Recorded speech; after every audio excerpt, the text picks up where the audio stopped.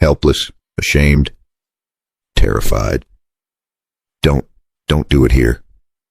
Rose Carter's voice cracked in the middle of a wide, empty field in Paradise Valley, Montana. She was 26. Her dress was torn. Dust clung to the tears on her face. One man had her by the arm. Another stood behind him, looking around the empty valley as if making sure no one was coming. A boot pressed down on the hem of her skirt so she could not crawl away. The man holding her leaned closer and muttered that she could keep fighting now, or make things easier once they got her somewhere out of sight. Rose tried to pull free. Her strength was gone. 2 years earlier, fever had taken her husband and left her alone with a small piece of land and a stack of debts. Now men like Wade Mercer wanted that land, and out here, miles from Livingston, nobody would hear her shout. The man tightened his grip and started dragging her across the dry grass. That was when another horse came running up from the lower pasture. Elias Turner had been riding fence near the water line when he saw dust rising where no dust should have been.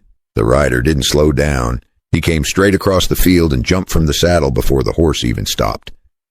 Elias Turner hit the ground like a falling tree. He was a big man, bearded, 51 years old.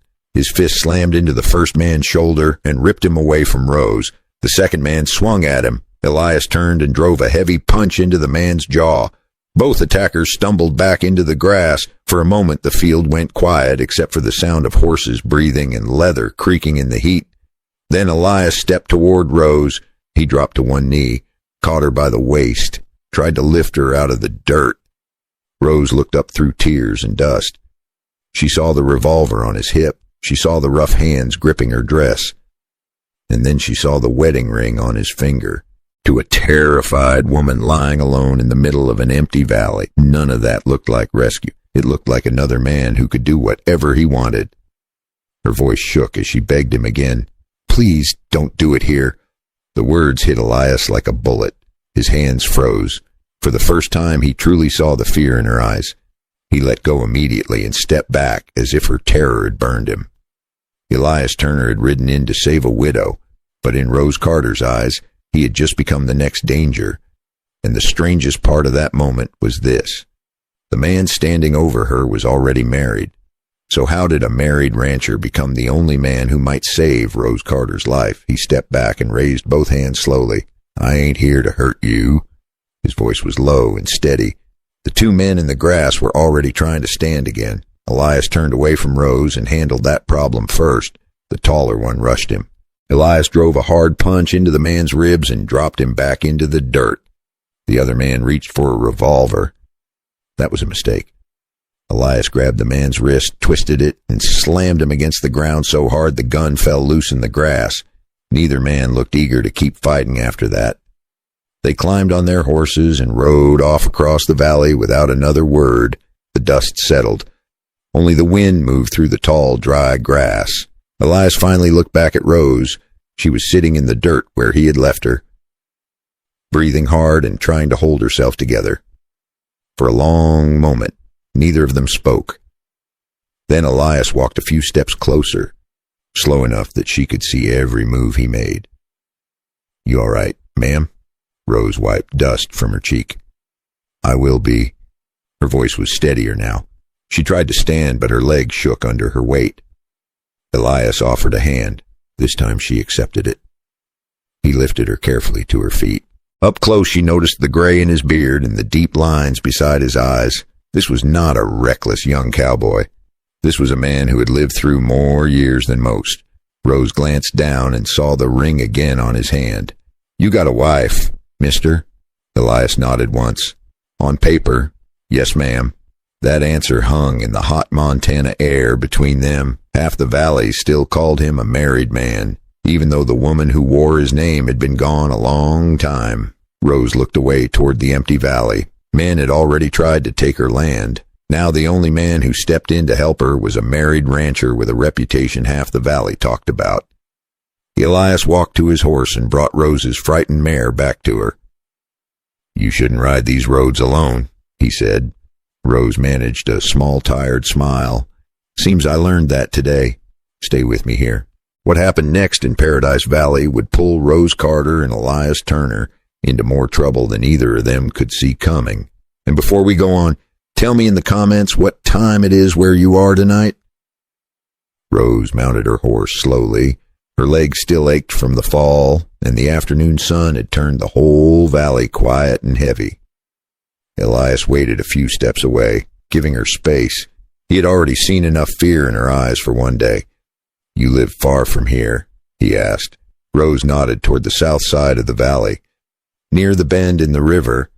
Elias knew the place, a small cabin, a narrow patch of grass, and the only clean water crossing for several miles. Men had fought over smaller things than that. In a dry Montana summer, a piece of land like hers was worth more than a polite offer, and often taken by uglier means. They rode together for a while without saying much. The wind pushed through the tall, dry grass, and the horses moved at an easy walk. After a few minutes, Rose finally spoke. "Those men work for Wade Mercer." Elias was not surprised. Mercer had been sniffing around that valley for months. He was the kind of man who smiled in town and sent other men to do the ugly work. "You told him no," Elias said. Rose nodded again. "He wants the land." They reached the small cabin just as the sun began to drop behind the hills. The place was simple, a wood porch, a small corral, and a tired-looking barn that had seen better years. The nearest neighbor was far enough away that help never came quick out there. Rose climbed down carefully. Elias tied the horses and quietly checked the broken fence near the corral. One of the boards had been kicked loose earlier that week. He fixed it without saying anything. Rose noticed. "You didn't have to do that." Elias shrugged. "Hard habit to break." She studied him for a moment. This man who had scared her only an hour earlier was now fixing her fence like it was the most ordinary thing in the world. For the first time that day, Rose allowed herself a small breath of relief. Elias glanced at the loose gate and then at the fading sky. "Your husband built this place himself." Rose nodded. "Most of it." Elias rested one hand on the top rail. "Then he built it to last." Rose did not answer right away, but that was the first moment she looked at Elias Turner with something less than fear. Peace in Paradise Valley never lasted very long, and what Mercer decided to do next would turn a simple misunderstanding into something far worse. Wade Mercer didn't waste time. By the next morning, half of Livingston had heard some twisted version of what happened in that field.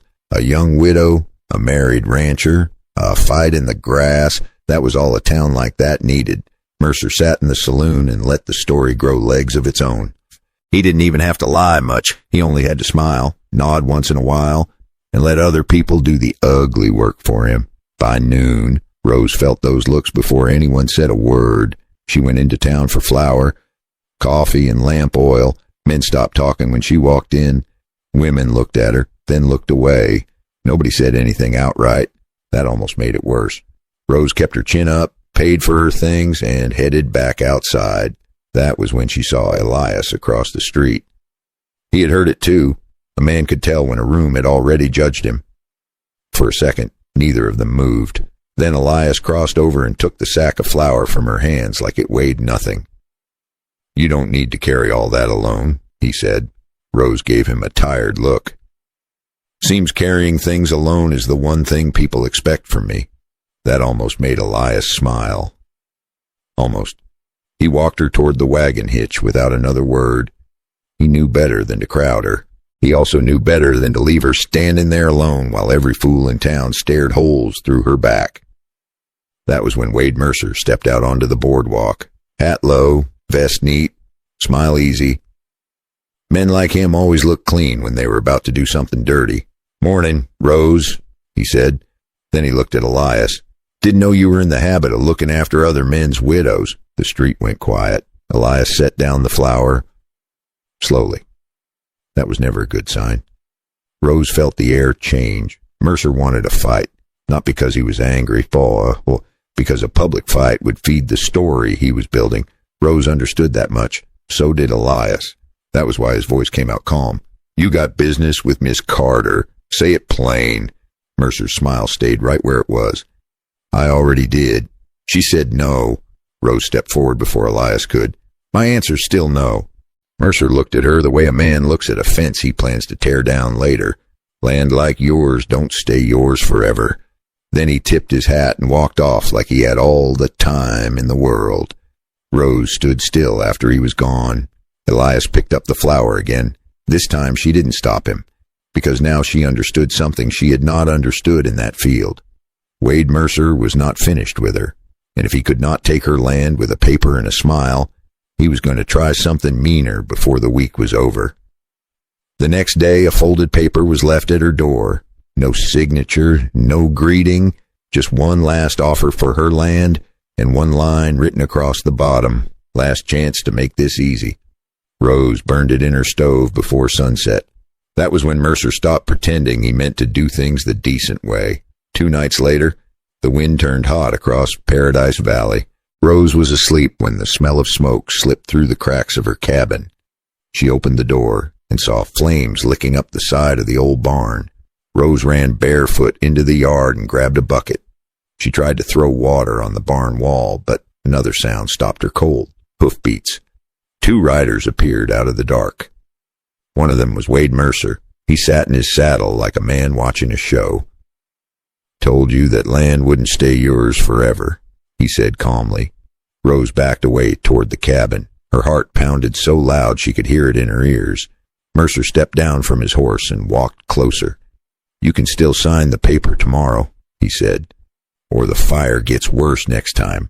Before Rose could answer, another horse thundered across the field. Elias Turner rode straight through the smoke. He jumped down before the horse stopped and hit Mercer so hard both men crashed into the dirt. The fight was quick and ugly. 2 older men swinging fists in firelight. Mercer's helper rushed in, but Rose grabbed a long wooden rake and swung it hard across his arm. The man dropped his pistol. For a few seconds everything was dust, shouting, and sparks flying into the night. Then lanterns appeared down the road. 2 ranch hands from a nearby place had seen the flames and come hard through the dark. Together they beat the fire back before it could take the cabin. Mercer broke away in the confusion, but by sunrise half the valley knew who had been there. By noon the sheriff rode out to take him into town. After a night like that, the valley did not go quiet all at once. It only changed the kind of noise people made. In a place like that, paper mattered less than gossip, and gossip had already decided what kind of man Elias was. Wade Mercer had counted on that from the start. He knew the story of Elias and Martha well enough to turn it into a weapon. In a small town, a man's past could be used against him long after the woman was gone. The next morning, the sun rose over a burned patch of grass and a tired old barn. Rose stood beside the fence looking out across the same field where she had once begged a stranger not to touch her. Elias walked up beside her. Neither of them spoke for a moment. Then Rose looked at his hand again. The same hand that had frightened her in the field was now scraped raw from pulling wet sacks and fighting fire. "I was wrong about you," she said quietly. Elias kept his eyes on the valley. "You were scared. That's not the same thing as being wrong." That answer stayed with her longer than the smoke did. And for the first time in a long while, Rose did not feel alone standing in that valley. Life in the Old West was never simple. People made mistakes. People judged too quickly. Sometimes the man you fear in one moment becomes the man who saves your life in the next. If there is one thing this story reminds me of, it is this. A person's character is not proven when life is easy. It shows itself when someone has every reason to do wrong and still chooses to do right. I have lived long enough to believe that good people often get judged the fastest and understood the slowest, and I think a lot of us have seen that with our own eyes. Maybe that is something worth thinking about tonight. Have you ever judged someone too quickly, or had someone surprise you with decency when you least expected it?